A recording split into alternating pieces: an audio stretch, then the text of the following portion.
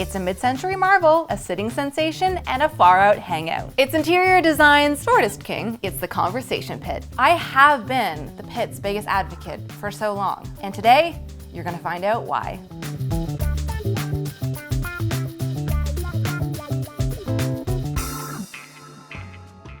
It is sort of funny to think about the conversation pit as an iconic object, not because it's not iconic, because trust me, it is so iconic, but more because it's not really an object. Instead, it's an ethereally splendid spatial design concept. A concept which, by the way, has the internet absolutely feral. It turns out that a millennial's Roman Empire is actually a pit. If you don't happen to be up to date on the latest conversation pit combo, it's pretty simple. It is literally a pit built into the ground with sunken seating, lush carpeting, and almost certainly a ton of velvet. A simple concept, but with impeccable vibe. So why has this retro grotto become the talk of the town again? And more importantly, why aren't we having conversations in pits anymore?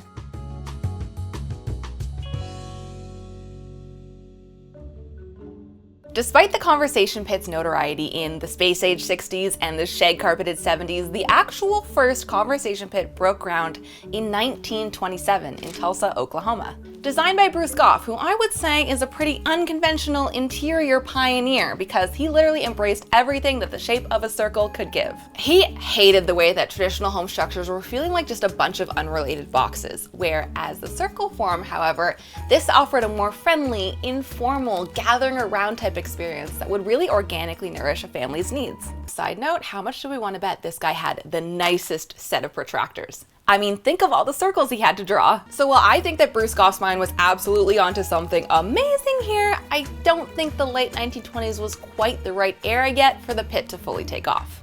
That was until Eero Saarinen hit the scene in the 50s and blew everyone's minds. This guy is the iconic designer of some of the most iconic objects of all time. You might not know his name, but I guarantee you know some of his work. In 1957, Saarinen completed the Miller House in Columbus, Indiana, a true modernist gem. The Miller House was big news, huge news, as in today it actually belongs to the Indianapolis Museum of Art, and the house is even considered a National Historic Landmark. Yeah, it's that big of a deal. And a great deal of the Miller House's power was harnessed in its epicenter, the conversation pit. I gotta say, the mid-century underworld has never looked so good. And Saarinen did not stop there. No, he built a massive conversation pit into the TWA Flight Center at the Idlewild Airport, aka JFK. Side note, if you're ever flying into NYC, the TWA is now an entire hotel. And yes, the conversation pit is still very much pitting, so check it out if you go and send me pics.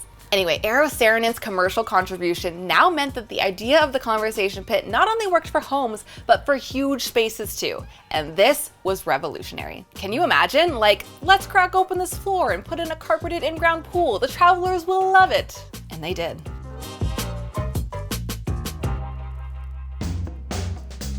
Conversation pits picked up steam in the late 50s, totally took off in the 60s, and then came the 70s, the pinnacle pit era. The culture had already given us Twister, an iconic game. Then you want to add the disco into that mix? I mean, come on now, it's all starting to make sense. More than its undeniable plush sex appeal, the conversation pit really sets out to nobly disrupt the disconnectedness happening in modern lifestyles, in our homes and out in the world. It was designed with community in mind, especially in an era where real conversations really needed to be had. I don't know, sounds pretty radical to me. Today, not being able to submerge ourselves into a sumptuous pit whenever we just want to chit-chat is a downright tragedy. And boy, does the internet agree. But I've got good news for you. While it might not be entirely possible to excavate your living room, trust me, I have thought about it many times. It is, however, possible to create a modern conversation pit experience by tapping into its once revolutionary ethos. And by that, I mean creating a space that's not centered around a television screen, which is essentially why they went out of style in the first place. I've been seeing so many incredible takes on a modern day pit, and honestly, I love to see it. And I myself even did my best attempt at a faux conversation pit in my living room. See?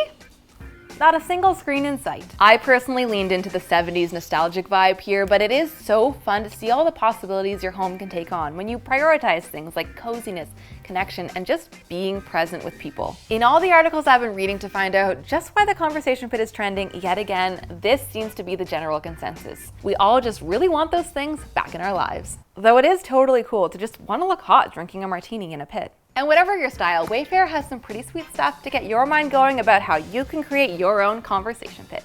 You might want to consider some things like floor sofas, cushions, low-to-the-ground pieces, and especially some low, sultry lighting. Whatever you design, I know it's going to be such an iconic vibe. See you next time. Bye!